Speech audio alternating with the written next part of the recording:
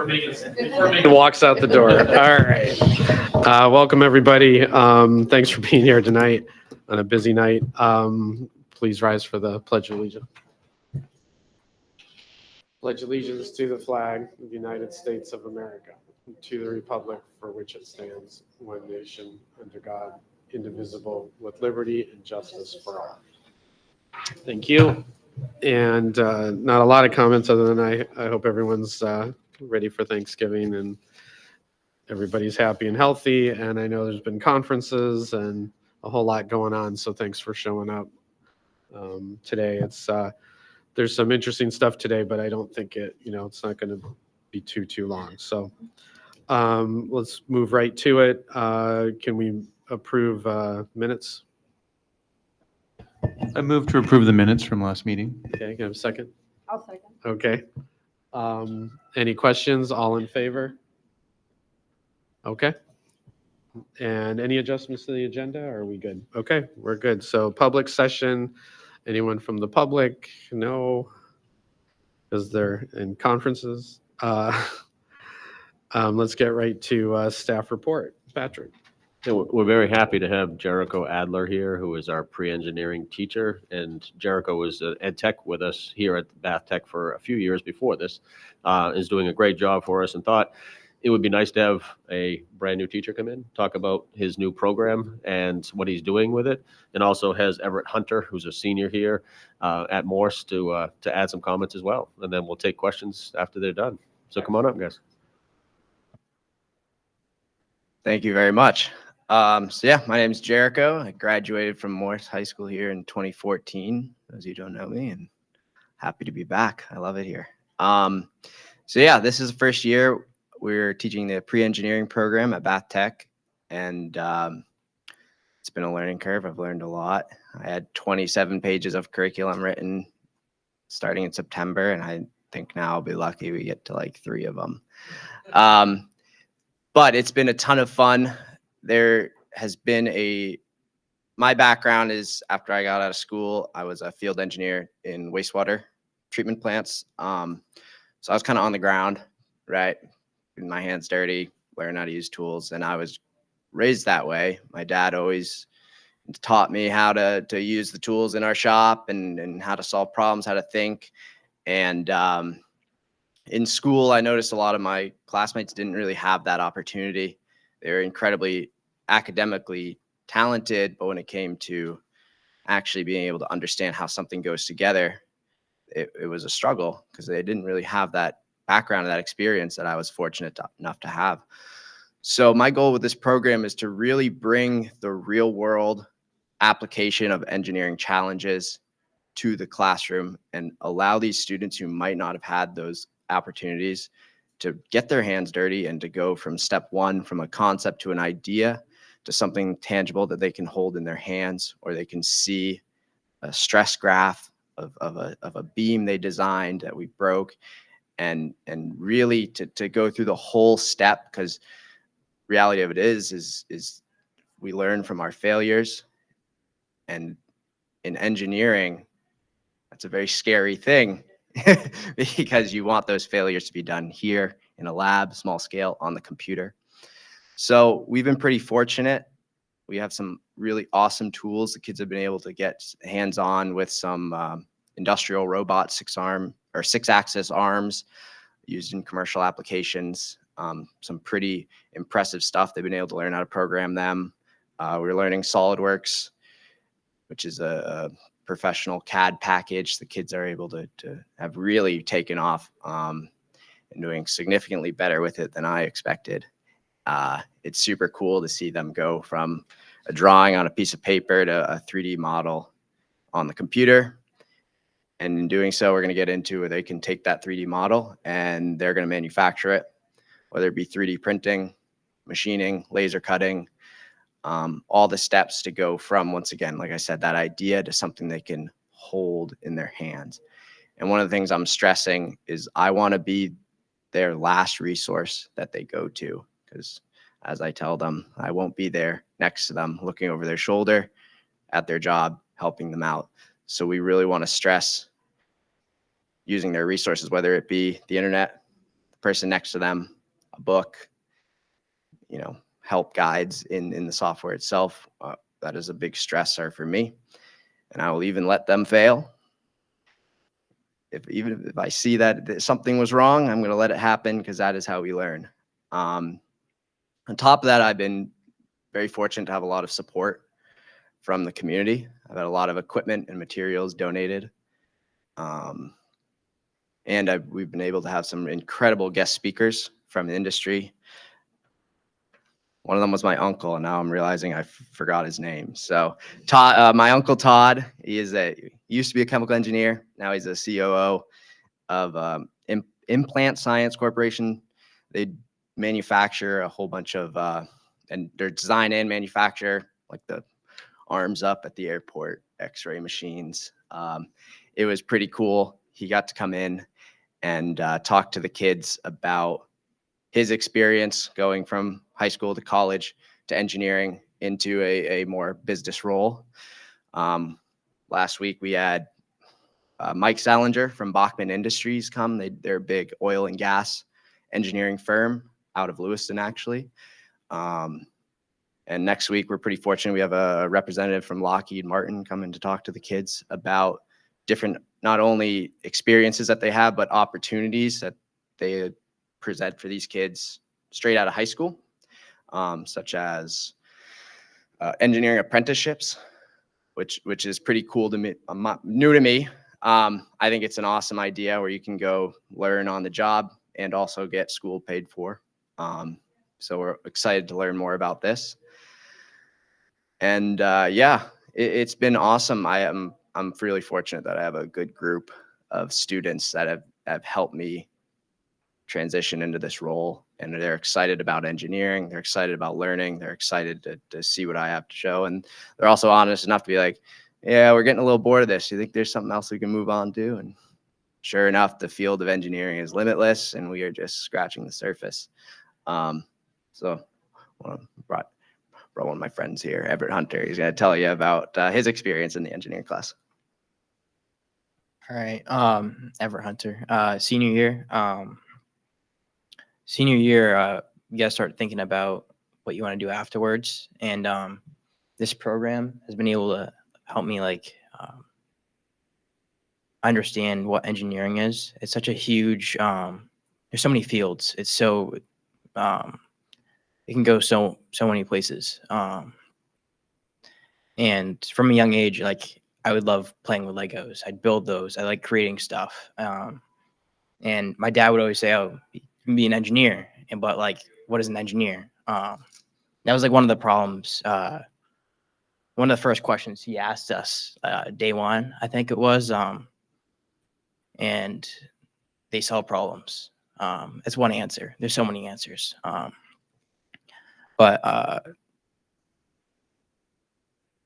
some of the things that we've been doing are SolidWorks, which you talked about. We continued. We started with a box, went to a heart, and now we're making bolts, screws.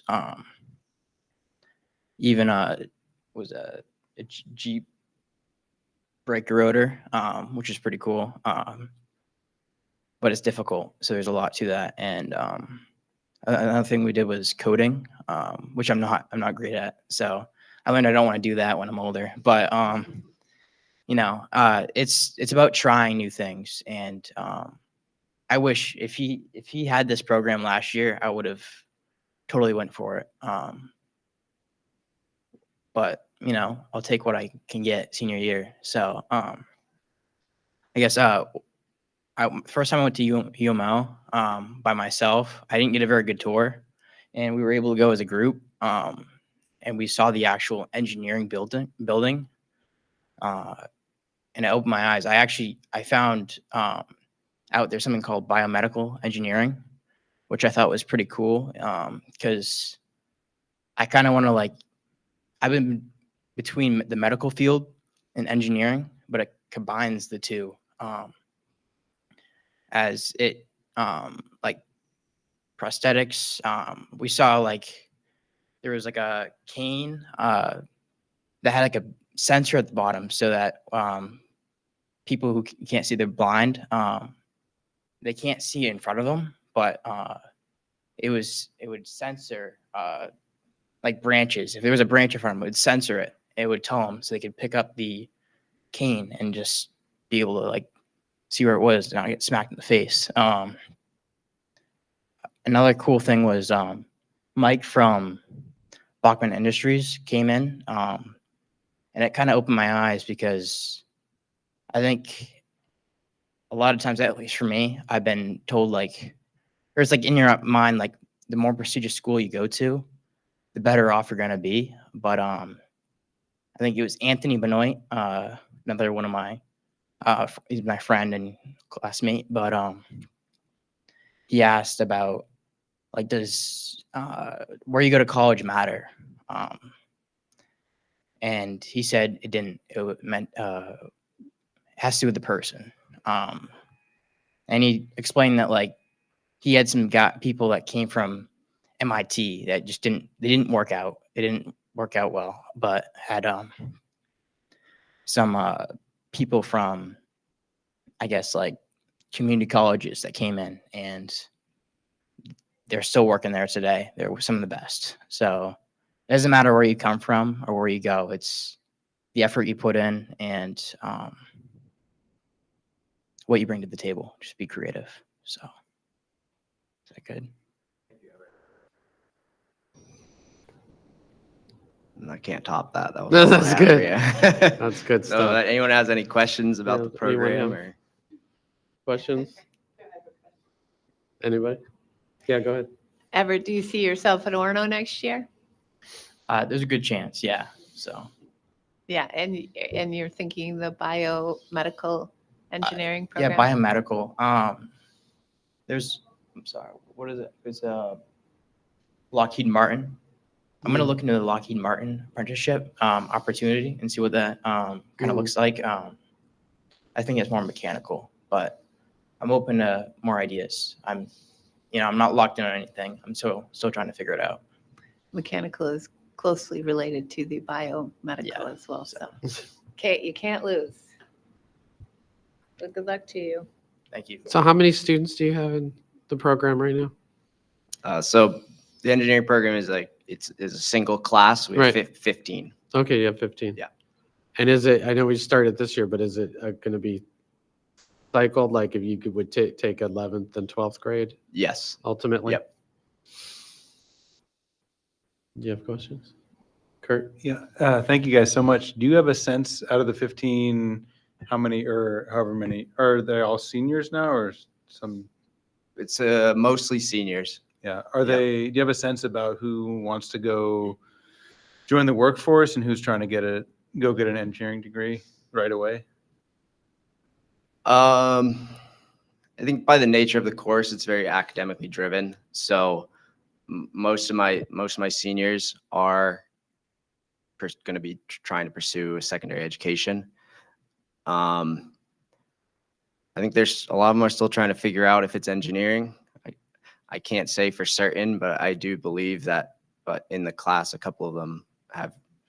I don't know. Maybe it's just they tell me that because I'm the engineering teacher. But I do. I can kind of see it in their eyes that they didn't really know what it was, and now they have a little bit more of an idea. And to me, that's the most important part. I'd rather have someone come learn that engineering may not be what they want to do here than go to college and learn after spending a lot of money and time. And that's important for me, is to really try to get the kids, like, what is engineering and what does being an engineer entail? Did you say you were making bolts? Or are you making them on the lathe or how? No, so just in CAD, Oh, okay. but we were hoping to one day be able to. We don't have a lathe yet. Make them on the lathe. Yeah, that'd be pretty good. Have you had Maine Maritime Academy come and talk to the kiddos? We haven't yet. No, but we once again, I'm trying to get as many people and experiences as I can for these guys. I really want to get them out and to see what I love Maine, and I think there's some really awesome engineering opportunities, and it's hard to really see them because they don't float giant ships down some of them do actually, what am I saying? But not all of them float giant ships down the river in front of your house. Like I said, I didn't even know this company Bachman Industries existed until August. I Googled engineering firms and just started emailing everyone, and they reached out and they were super excited to have a part in this. And it was a phenomenal experience. I learned a lot from their visit. So it's a constant growth, and the more people I reach out to and the more people I get back to me and see what we're doing, the more interest there is in helping. So after Mike came, he asked to be a part of my advisory board and join that. And it was and to see how else he can help. I think he's going to come back and judge. We're having a 3D printed beam competition here before the long holiday, and he asked to come be a judge on the board of that. So I'm excited. I think it's been really cool to see the support I've gotten from industry and from everyone. It's been a really awesome experience, and I can see it really growing incredibly quickly. That's great. Any other comments, questions? Thank you both for being here. That's really interesting stuff, and I'm just glad that it's taken off, and good luck with what you decide to do. Thank you. Appreciate it.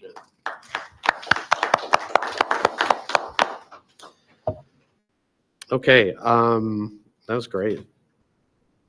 Let's see. So now, student board, you guys have a report for us? So we have a couple of big things that are happening or just happened. First of which being Mohiba, the Morse High Bazaar. 140 students participated, which is nearly a quarter of the student body. It was free this year due to a performing arts grant that we received last year. That was just suggested donation at the door. And it's just a great tradition of Morse. It's the 95th year. The community loves to get involved, and it is also a really good opportunity to promote our performing arts program at Morse, because a lot of our funding comes from funding for the performing arts program, and the spring show comes from Mohiba. Secondly, winter sports, they are underway, and students are looking forward to defend 2 KVAC titles for boys swimming and girls indoor track. We have a bunch of new coaching staff with 3 new assistant volunteer coaches for indoor track and boys basketball with a new head coach. I believe the girls basketball coach also got a new head coach, but I'm not quite sure about that. So for the unified program, we have big news for them with diversification and a kickstart to new paths, with the first ever unified Mohiba skit, with the help of Michaela Knox, who is a local dance instructor for specially abled. And they also begun selling their own greenhouse grown lettuce at lunch, as well as the director of the program, Charlie Bingham, being invited to speak at a lot of national conferences for physical education for the specially abled, at UMaine, University of Wisconsin, and University of New Hampshire. On the student side, we have the Mohiba Ball. It's the next big event at Morse. Students are very excited for their winter ball, and it should bring in a lot of money for the sophomore class budget for their project graduation. And the SCLC Student of the Quarter this quarter was Matthew Hines, for his thankless work on stage crew, always having a positive attitude, and his new hobby of buying and fixing up broken Walkmans and giving them out to his friends. Yeah, so that all of his friends can listen to music without their phones. Yeah, so that's all we got.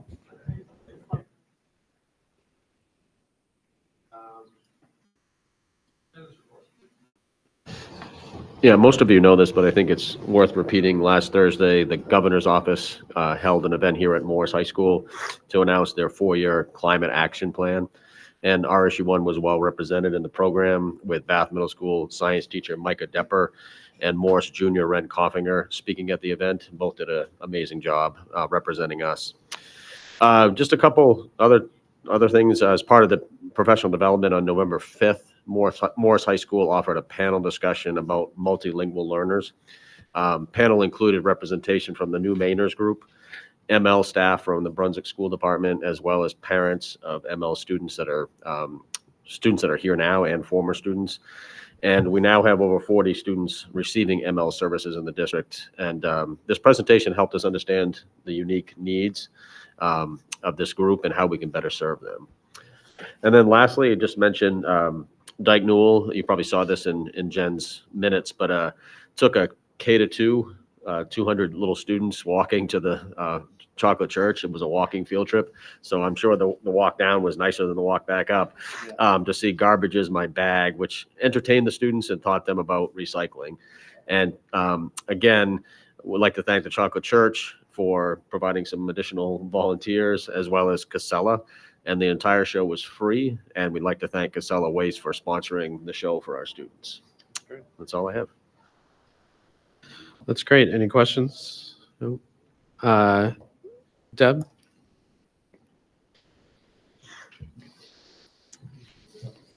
So tonight we're looking at October. As of this point in time, we've spent about $13.5 million, which is about 30% of our budget. As far as revenue, we've brought in approximately 39%. A couple of areas that we'll be watching and keeping our eyes on is the tuition, both on the expense side and on the revenue side. Right now, it appears for special ed tuition that we have about 4 more out-of-district placements than what we had budgeted for. So depending on when, these students, the tuition bills come in for that, I'll keep you posted. As far as the tuition revenue, we are down as far as our numbers go. Basically about 12 students. So once the tuition rates are set by the state, then I'll give you an update as far as, because when the rates come in, we always budget it lower, as far as the rates, but when those come in, I'll give you an idea of where we think we'll be as far as revenue coming in. On the report this month is listing all the grants, and those are what we normally receive annually, because the amounts adjust every year. On top of that is the 4 Lincoln Health grants that we talked about last month. Next week is Finance Committee, and Hank, our financial consultant, will be there to present his financial overview. And also next week, RHR Smith will come in, and they're the auditing firm. They'll start their testing and finalize that annual audit. And that's it. At that time of year again. Yeah. Great. Any questions on the financial report? No? Great. Thank you so much, Deb. Appreciate it. And that's next week will be we'll actually have a finance committee meeting. Yeah. Thursday morning, 8:00, right? Okay. But now 10.0 is old business. So there's a whole bunch, if you remember last month, a whole lot of policies relating to cell phones, meals, just updating a lot of these things. Are there any questions after reading over it again about these policies? Anybody have any issues, concerns? Can we take them all together then? Okay, so can I have a motion? I move to approve all. Do you want me to say every? No, I think it's all, I don't think we need to do that, do we? Yeah, just all the All right. ones that are up, which are, Yes, so I make a motion to approve those. yeah, 10.1 to 10.7. Yeah. Okay, can I have a second? Second. Any further discussion? Okay, all in favor? All right, that passes. And then we move on to new business, 11.1, consideration of ML teaching position. This is an action item and will relate to, I think, a little bit what you were just telling us about, right? Yeah, I mean, I guess that was a good segue, but you have in your backup a 2-page document that Katie provided to you, and it kind of explains, that we're at 40 we're at 40 students now. And I think we have 22 that need 2 hours of service daily and 18 that need 1 hour of service daily. And you can see underneath the state recommendations for ML programming. And it's basically based on an assessment that they get, how many hours they need per day. Yeah. And so right now we have 1 teacher and we have 3 Ed Tech 3s. And the 3rd Ed Tech 3 was just hired at the beginning of November. But our numbers continue to go up. And right now we do not have any ML students at Woolwich or at PES. We have them in all of our other schools. So you can see from the chart that we provided with you that our staff teaching hours needed to cover all students in a day equals, you can see the number there, 60 on the second page. Yep. And the current hours we're able to be covered by our current staff is around 25 hours per day. So, our recommendation is to, and we don't typically do this. Usually we only do this, it's in basically very, dire times. For example, when usually it happens for a kindergarten classroom teacher. We add ed tech sometimes because we have those needs, but from a teaching perspective, usually we have a good handle on the numbers that we're going to have in our classes. So it's usually kindergarten, and in this case, it's a population that's continues to grow. So by adding 1 more teacher, it's not going to meet all of our needs, but it's going to get us closer. So I need another teacher. What's that? I was trying to. What's the out? What does that get us to? No, that would get us closer to the low 30s. Yeah. And we'd like to try that if and then Yeah. Okay. and then may have to come back again at some point, or come back to you during the budget season and Right. talk about next year, Right. and see if these numbers, if we can kind of dig into the data to see if these numbers are going to stay or if they're going to rise anymore. So, that's our recommendation to you. I think you heard last week. Sometimes this has to happen, but I think you heard last month from Deb that, we did have, from hiring new staff on, there's a few positions we haven't filled yet. And so, it's not ideal, but from a financial perspective, we feel like it's something we need to do. Well, Yeah, something we need to do, we're and okay. it works because Yeah. not everything is filled. Yeah. So there's. So I don't know if you have questions. I know if you did look at the main DOE information, that asked a lot of good questions that you gather more information. Again, it's not a law, but at the same time, it's their advice and guidance, and it's the right thing to do for our students. Right. Patrick, did you say right now roughly 24 hours covered? How many would be covered with the new position? Would it? You have a staff person that's going to work. Again, I can't. You have lunch built in there, you got a prep built in there, but roughly 7 hours a day, 6.5 to 7 hours. So you add that on to that, 24 and a half. So it's going to be low 30s that is going to get us to. But having a teacher will provide us a little more flexibility than another Ed Tech 3. Right. So. And I can't recall, do we have someone in mind, or if we do this? No, we would. I know you have to post. Yeah, but we I would just didn't post know and if there was. We would any- post, and there may be someone that's internal that might is be interested. might be qualified to do this. Okay. Or it may be somebody from outside. Okay. So any questions about this? Do you think this will be enough? I honestly don't. I asked Katie that question because she oversees this kind of program, and I think this is the direction she's met with that group. And I don't know if it will be enough, but I think again, that's why I said we could come back to you. But at the same time, we as we go through this budget process, we might have to project increased staff in addition to this for the 25-26 budget. So for now, this is what is being recommended as a reasonable approach to starting to solve the problem. Right. And is it possible these numbers, if the number of students remain the same, services? Right. If you have a student Some of them that grow comes out. in at level 2, or needs 2 hours a day, could go down to 1, could go down to just monitor. So yeah, that's also another thing that may fluctuate as we go through this. But as you said, like the challenge with, you never know how many you're going to get for kindergarten until they sign up. We don't know even for next year whether it'll go up or down. The number of students, you may have more coming in, or like you said, some of the ones who are already here may not need as many hours. So I think it'll probably be a discussion topic for the budget for sure, regardless of whatever else. But if we can get somebody in now, then they've got a few months. They can see what it's like before we start in March. So, yeah, does that make sense? All right, any questions?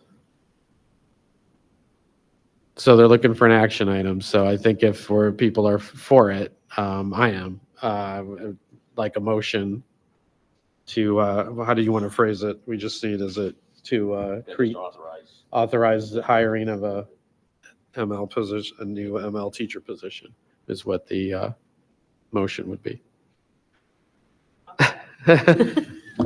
I move to approve the consideration of a ML teacher.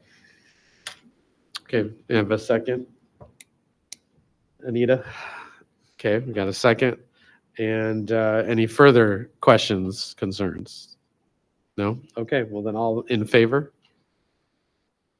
All right, got your authorization.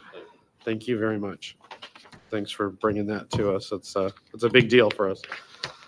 All right, 11.2. So now, if you want to tell us a little bit, I know we got the nice hefty site study, sorry. but thanks for doing that. Yeah. It's important to have. It's this is something we have to push along. We'll hear from the state, we hope, at some point, right, about where we fall. So, yeah, what should we know about this for today? I'll just give a quick overview. I mean, last spring, we had a committee of staff and community members that was formed to conduct visioning work for a combined pre-K to 5 school in Bath for approximately 500 to 550 students. And I would just touch on a few things that the committee identified as important.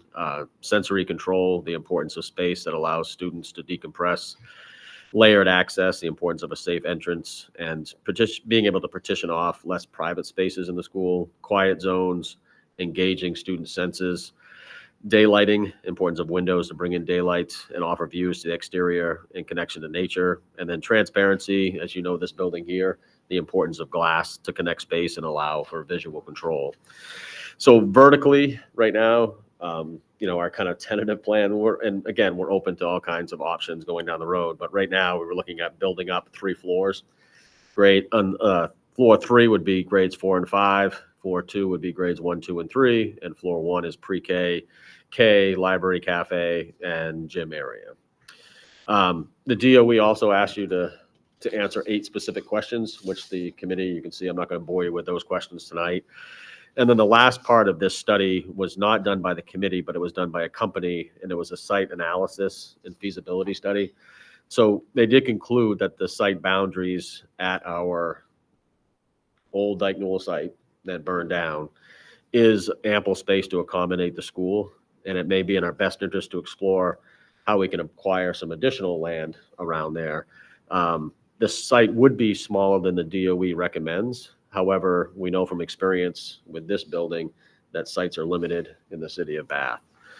So our next step would be a geotechnical and an environmental investigation of that property.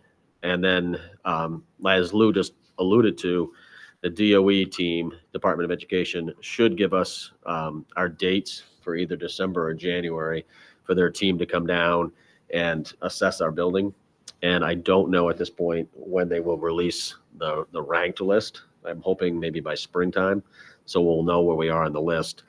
So really, in essence, I'll just sum it up by saying this work that we completed last spring and this summer gives us a head start on the process. And because it's a 21-step process if we're approved, soon to be on this list. And again, hopefully we'll receive a high rank on the list, like in the top 5.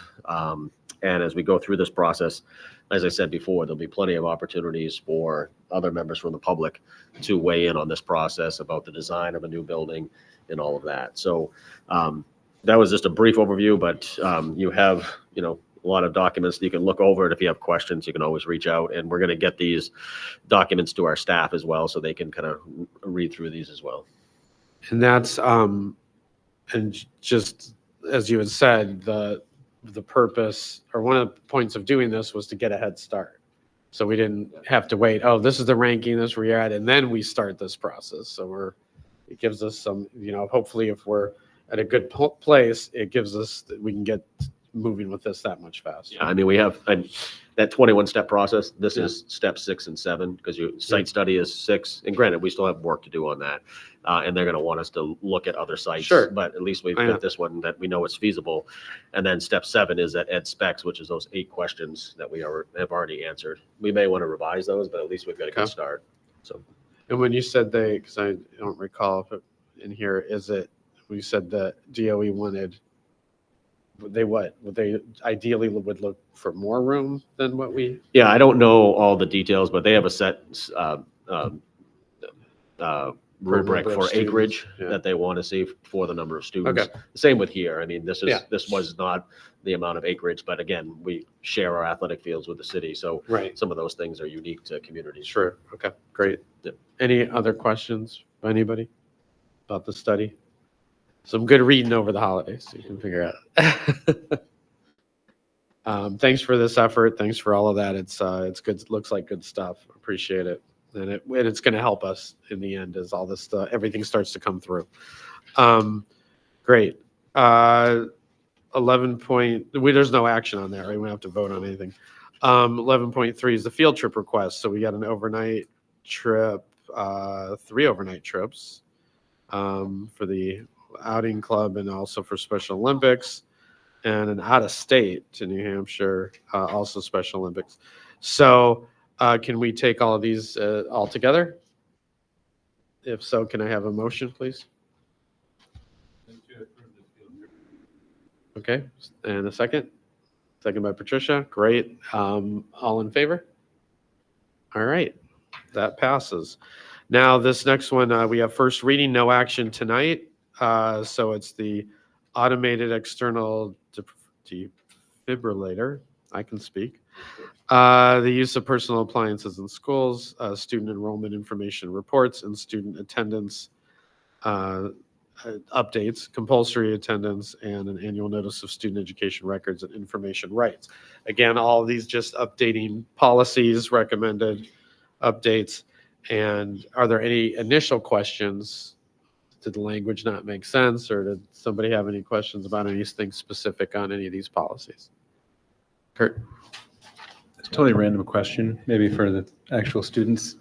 Can you use any appliances at lunch, like microwave? There is a microwave that's available for student use, and recently the Green Club got funding for a share fridge that's out there, but to my knowledge, that's it for the appliances. Yeah, and there's a sink and stuff like that, but yeah. Okay. Great. Does that answer your question? Any other questions on these policies? Okay, so we'll take that up next time in December, which won't be that long because we're meeting earlier in December. Personnel items, 12.0. Yeah, just have one resignation to report on. Heidi Lavasser, who's secretary here at Morse High School, and like to thank her for 3 years of service to the district. And at the same time, we're excited to welcome Kennedy Orr, who is going to be taking over in the office, and who just began this past week. Okay. So again, thank you to Heidi, and welcome to Kennedy. Great, thank you. I think we're going to skip 13.0 with board goals. Jennifer's not here. And it's a short meeting. And the next 14.0, next one. So it's early, December 16th is our next meeting because with the Christmas and Hanukkah holidays coming up, we're going to do this early. So it's only, 3 weeks? Wow. So just 3 weeks and we'll have another meeting because Megan's excited about that. So if no other questions, may I have a motion to adjourn? I'll make a motion to adjourn. And second? Seconded by Kurt. All right. All in favor? Thank you all for coming. Have a wonderful Thanksgiving. Appreciate you all being here tonight. Enjoy the rest of your evening. Got you out of here pretty well.